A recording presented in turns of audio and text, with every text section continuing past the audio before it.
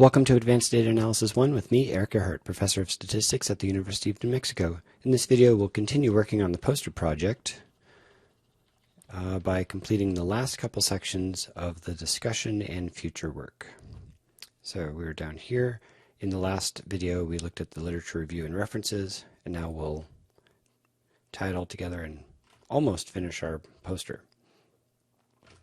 Let's start by going over to our Quarto file. By now you've finished your bibliography and your .bib file, and when you render the document you've got an updated bibliography. Alright, so now we are down in the discussion. So the discussion, I say, put the results that you found for each research question in the context you provided in your introduction.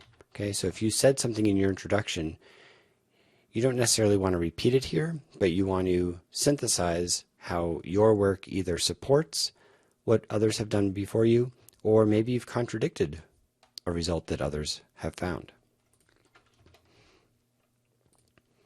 All right, so I'm going to put in something I've previously written for this. All right, so I guess it would be helpful for us to review what I said in my introduction. Excuse me. And I'm just going to focus on the first one here, that smoking behavior is associated with major depression. Longitudinal investigations have shown, longitudinal just means that it's something that's studied over time. So they follow people over several years and see how those people change over time based on what they're exposed to or what they do, or sometimes there's an intervention. Longitudinal investigations have shown that depression increases risk of later smoking, and many subsequent studies find a role of major depression in increasing the probability of smoking. So this is basically saying that depression causes or increases your risk and amount of smoking. All right, so that's the main aspect that I'm referring to. We can look at the analysis that was done. I asked in my first research question, is the total mean cigarettes greater for people with depression? Okay, and we looked at the analysis. Those with depression had a greater mean than those without, and it looks here like I've got zeros included. So I may have included all the non-smokers. A better analysis would have removed those from the analysis. And I find that our one-sided two-sample t-test resulted in a test statistic that concluded that the population total number of cigarettes smoked is greater for people with depression. So we end up supporting the conclusion that was previously written. All right, so if we go now back to RStudio, I wrote, these results, meaning those presented in the poster, maybe I could say the sort of the first analysis. What did I call it? Research question 1. The results, research question 1 results support the previous literature that individuals with major depression are more sensitive to the development of nicotine dependence regardless of how much they smoke. So that's a little bit different than what I actually found. I would say instead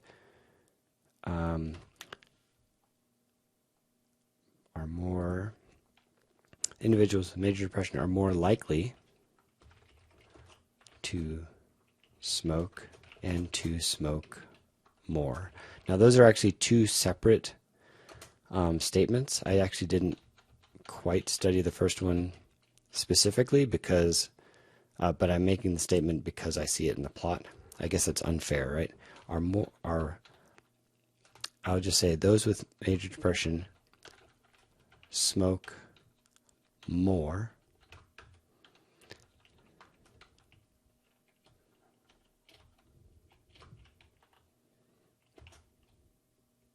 than those who are not depressed. Okay, so that supports the conclusion from the literature. And then I have an additional comment here.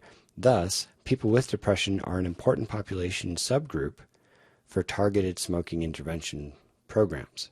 Right? Those are the people who smoke more. They're not only are they depressed, but they are smoking more, so they're having more negative impacts. So I would like to see, if you've got smoking intervention programs, if you target people who are depressed, perhaps you can help more people and help people who are suffering even more. Okay, and so that would be basically the first research question, and then you'd have a discussion point for the second research question. Okay, what's exciting is if you actually find the opposite of what has been published before, then you may want to speculate a little bit as to why that might be. Are the populations that were studied different in the study that you read about versus the NESARC data set?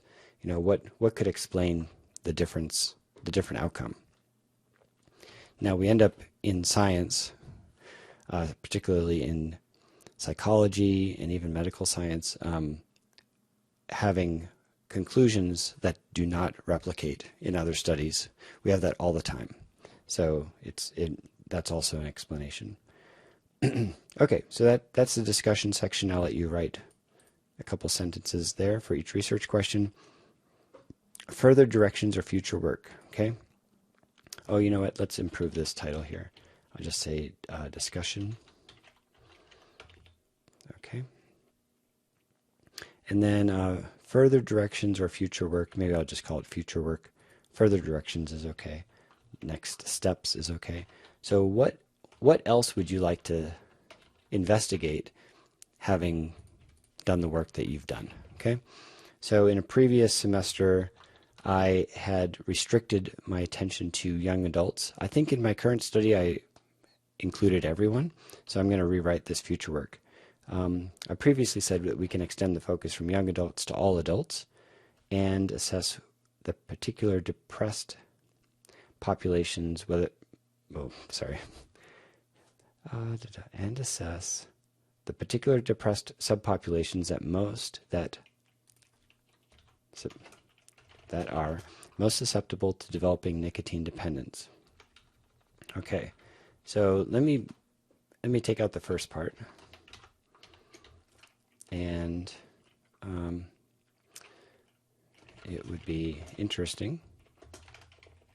You don't even need to say that, because if you're saying something, you're saying it because it's interesting. So it's a tautology. But it would be interesting to assess which particular depressed subpopulations are more susceptible to developing nicotine dependence. Okay, so maybe those are men or women, or maybe it's young or old, or maybe it's certain ethnic groups, or something else. Okay.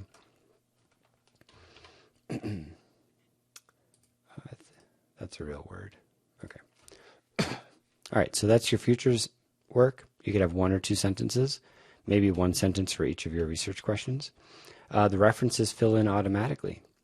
All right, so let's render this, and we'll just look through what we've just done and see if we're close to the poster content being almost complete. If it's pretty good, then our next video is going to be how to put all of this into a poster, right? So one of the advantages to this strategy of preparing the content is that we're not fussing with the way it looks. We can focus on the content, make sure that everything there is what we want. Clearly I need a title. Let's see. All right, so let me fix things as I see them, because we're sort of near the end of this work. A title. Okay, I'm going to say smoking behavior is associated with major depression previously I was studying young adults, but I would just say smoking behavior is associated with major depression. Okay, or you might say depression increases smoking behavior, or just smoking. Depression increases smoking. There, pithy. All right, let's go back over here. We have our introduction. Oh yeah, let's get rid of some of these additional like comments. Okay, we don't need that literature review. This is the introduction. Okay, the double underscores here make the word bold. At this moment, it doesn't really matter if we have those or not. Okay, then we have our introduction. We've got 2 research questions with some discussion in each. My second research question here doesn't actually match what I did. Okay, but yours will. Here are the 2 research questions. Here are the methods where I discuss the data source and the variables I used and the statistical methods. Okay.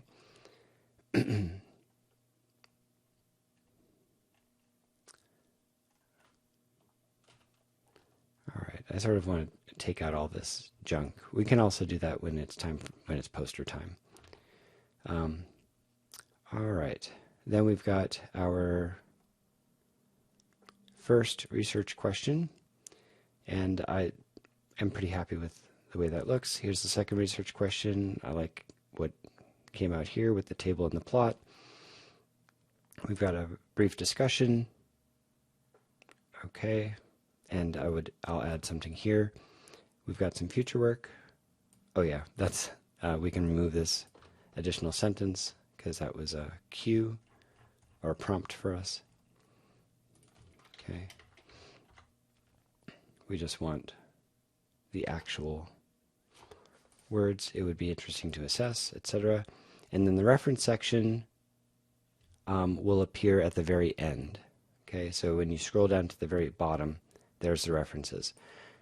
It's not important where they are right now. When we do our poster, they'll automatically be in the right place.